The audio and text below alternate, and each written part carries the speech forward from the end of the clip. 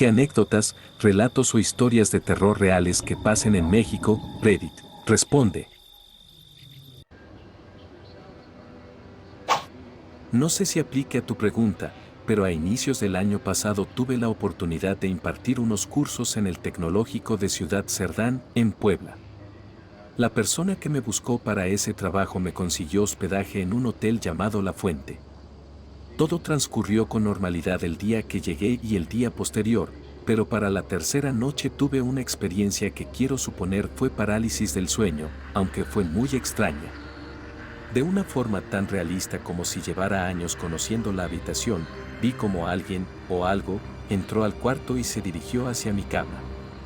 Subió lentamente por mis pies. Lo único que alcancé a hacer, porque estaba oscuro, fue girar hacia mi izquierda, lleno de pánico y desesperación, para encender la luz. Y en cuanto pude alcanzar el apagador, desperté. Para haber sido un sueño, porque parálisis como tal no fue increíblemente realista. Al día siguiente se lo conté a los profesores a quienes impartí el curso, con quienes para ese punto ya había hecho buena amistad. Lo que me dijeron me dejó con una extraña sensación de incredulidad y temor. Resulta que, según ellos, y de acuerdo con palabras de trabajadores del hotel que más tarde me lo confirmarían, ese hotel anteriormente era una vieja hacienda. Se cuenta que un general encontró a su mujer con uno de los trabajadores y, en venganza, colgó sus cabezas en los barrotes de una ventana. No corroboré la historia, pero varias personas coincidían con la misma versión. Después me enteraría de que en ese hotel las cosas supuestamente se mueven de lugar, sillas o mecedoras que cambian de posición y ruidos que se escuchan durante la noche. No es La Llorona. Afortunadamente, 2 días después del susto había terminado la semana de cursos y pude regresar a salvo a mi querido estado, dejando atrás esa extraña experiencia. Debo mencionar que, luego del suceso, dormí las 2 noches restantes con las luces encendidas toda la noche y ya no hubo más experiencias extrañas. Viví en una zona que yo llamaría relativamente tranquila. Hace algunos años tuve un peculiar encuentro en la madrugada. He trabajado de noche por años y, en esa ocasión, regresaba con un compañero del trabajo. Me dejó en un punto relativamente cercano a mi casa y a su ruta. Pero ese día, desde que bajé del auto, me sentía observado. Estaba sobre una avenida, a una calle de una gasolinera. Para llegar a mi casa debía cruzar la avenida y atravesar un par de calles, de las cuales una es solo parques. Usualmente no funciona el alumbrado público en ninguno de ellos, así que cuando cruzas, la luz más cercana que ves está una calle más adelante. Hay una escuela pequeña que tiene sus propias luces exteriores debido al problema del alumbrado, y a la misma distancia, del otro lado, la luz más intensa proviene de una casa donde un señor abre su ventana entre las 5:30 y las 6 de la mañana para vender jugos, sándwiches y tortas. Por algún motivo, ese día el señor no había abierto temprano. Como no había mucha luz, me quedé donde estaba, mirando hacia el parque. De un lado hay bancas techadas y, del otro lado de la calle, una cancha de basquetbol rodeada de árboles. Pero sentía que algo me miraba desde la cancha. Pasé un buen rato observando. Creía ver sombras moviéndose, como personas usando capuchas o sudaderas. No distinguías cabello, y las siluetas parecían muy similares entre sí. Tras esperar cerca de media hora, mirando desde donde estaba, pude notar que las sombras se movían un poco más lejos y ya no estaban tan agachadas. Esperé unos minutos más.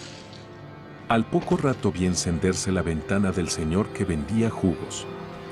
Con esa guía de luz, me puse las llaves en la mano y crucé el parque, pegado al lado contrario de la cancha. Al llegar a casa le conté lo sucedido a un familiar y me fui a dormir. Me despertó alarmada alrededor del mediodía con una copia de esos periódicos chismosos, un tipo de prensa local con notas alarmistas, donde mencionaban que en la cancha había aparecido un cadáver quemado. En ese momento, debido al grado de combustión, no sabían si era hombre o mujer. Si bien en retrospectiva pude haberme desviado algunas calles y pasar por otro lado, una parte de mí no quería darle la espalda a la cancha.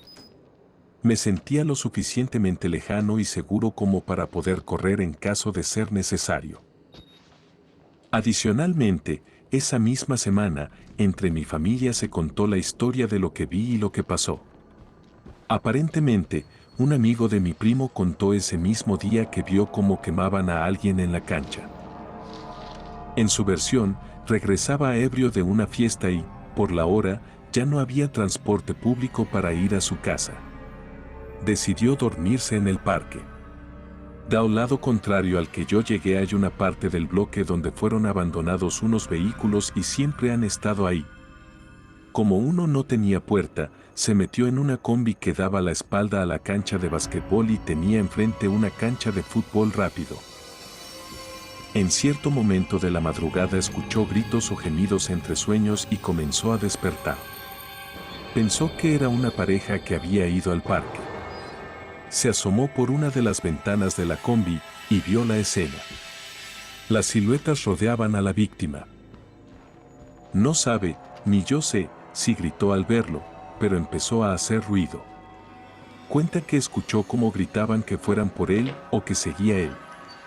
En cuanto bajó, corrió varias calles sobre la avenida hasta llegar al periférico y de ahí buscó la manera de irse a su casa. No es precisamente una historia de fantasmas, pero sí da inquietud ver algo tan gráfico ocurrir tan cerca de donde vives, en una zona donde normalmente no pasa mucho y que es considerablemente pequeña.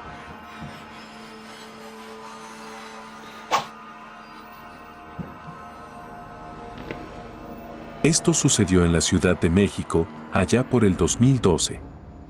Yo tenía apenas 8 años. Mi mamá y mi tía tenían que asistir a una reunión junto con otros miembros de su equipo de trabajo. Como vivíamos bastante lejos del punto de encuentro y ese día habíamos planeado ir a cenar todos juntos después, mi mamá decidió dejarnos a mi hermano, a mi hermana, ambos mayores que yo, y a mí en casa de mi tía. A nuestro cargo se quedaría nuestro primo. La idea nos encantó. Así que mi mamá y mi tía se fueron, y nosotros nos quedamos en su casa. Debo añadir que la casa de mi tía, y su familia en general, tenía muchas historias paranormales. Podría decirse que ya eran expertos en el tema. Mi primo siempre nos contaba que él y su familia escuchaban voces, veían sombras y experimentaban todo tipo de cosas extrañas.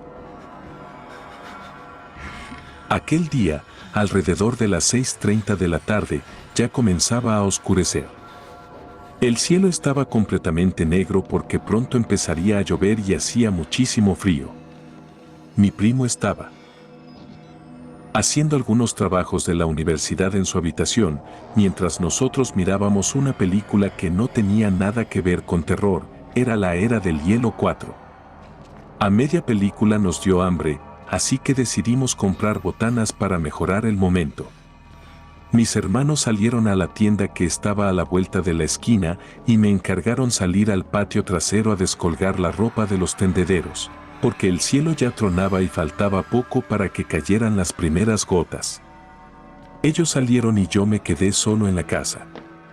No recuerdo cuánto tiempo tardé en descolgar toda la ropa, pero era bastante. Tanto que no cabía toda en la cesta, y eso que era grande. Al terminar, entré, cerré la puerta y dejé la cesta en el suelo. Caminé hacia la sala, me senté en el sillón y justo después comenzó a llover. En ese momento se sintió una atmósfera muy extraña. Había un silencio absoluto, solo interrumpido por el sonido constante de la lluvia. Mi primo estaba 2 pisos más arriba, así que apenas se percibía su presencia. Prácticamente estaba solo.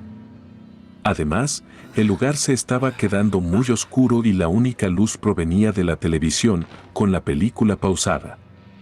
No sé por qué, pero comencé a sentir un miedo profundo. Algo dentro de mí no quería ni siquiera levantarse a encender las luces. Quizás era el recuerdo de todas las historias que me habían contado sobre esa casa.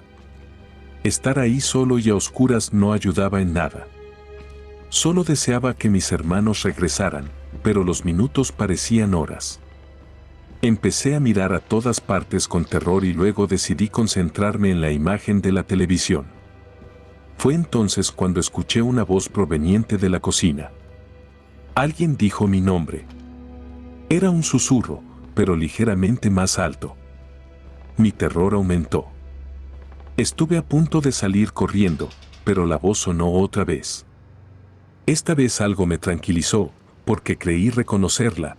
Parecía la voz de mi hermana. Escuché claramente un ven. Y luego, ven, estamos aquí. Acércate más para verte. Entré en su juego y respondí, ¿qué quieren? Entonces escuché otra voz, más grave, que dijo, ven. Pensé que era mi hermano, aunque no se parecía del todo a su voz. Aún así, no le di demasiada importancia. En ese punto estaba convencido de que mis hermanos habían regresado rápido de la tienda y querían hacerme una broma. Me puse de pie y caminé lentamente hacia la cocina. Mi intención era que no escucharan mis pasos para sorprenderlos yo a ellos. Conforme me acercaba, escuchaba más susurros, pero no lograba distinguir bien las palabras por el ruido de la lluvia. También oía pequeñas risas, como si no pudieran contener la carcajada. Cada vez sonaban más fuertes. Para entrar a la cocina había que abrir una puerta. Extendí la mano y me fui acercando poco a poco, hasta quedar a unos 10 centímetros. Justo cuando estaba a punto de abrirla, escuché que alguien entraba por la puerta principal de la casa. Miré por la ventana y vi a mis hermanos acercándose. En ese instante, las voces y las risas cesaron por completo. Me quedé en shock. No sentía las piernas. Quería correr, pero no podía moverme. Miré a mis hermanos completamente asustado y, tras unos segundos, me alejé de la puerta lo más rápido que pude. Corrí hacia ellos, los abracé con fuerza y les conté todo lo que había pasado. Resultó que se habían tardado más en la tienda por la lluvia, que estaba muy fuerte. Nunca estuvieron en la cocina. Nunca me hablaron. Tampoco pudo ser mi primo. Lo llamamos para que bajara y comprobar si había sido una broma suya, pero no. Él siempre estuvo en su habitación. No me atreví a entrar a la cocina. Desde lejos vi cuando mi primo abrió la puerta y no había absolutamente nadie. Ese día solo estuvimos nosotros 4 en la casa. Hasta hoy no sé quién o qué me habló esa tarde. Lo que más me perturba son las risas. Y la pregunta que aún me hago, ¿qué habría pasado si hubiera abierto la puerta? ¿Con qué me habría encontrado?